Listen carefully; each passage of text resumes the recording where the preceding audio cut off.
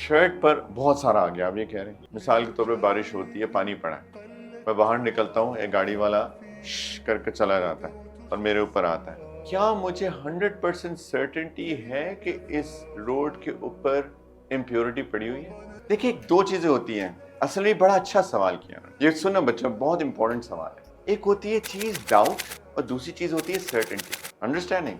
Are you certain that I am standing? You are. Do you have a doubt that I might be sitting? अरे हाँ तो no, right? You are certain that I'm standing. What about this? Am I sitting or standing? Sure. किसी को doubt है? पीछे वाले बच्चों के साथ doubt.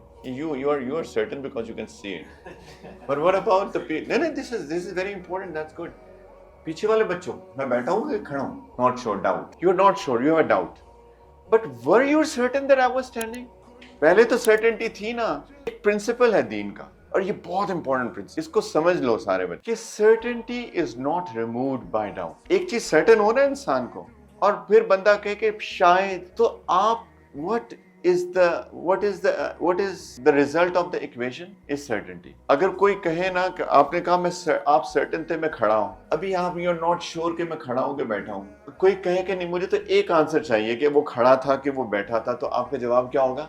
कि वो खड़ा था। क्योंकि जो चीज आपको सर्टेन होती है ना, वो आंसर होता है। डाउट का कोई दीन के अंदर, there is no place for a doubt.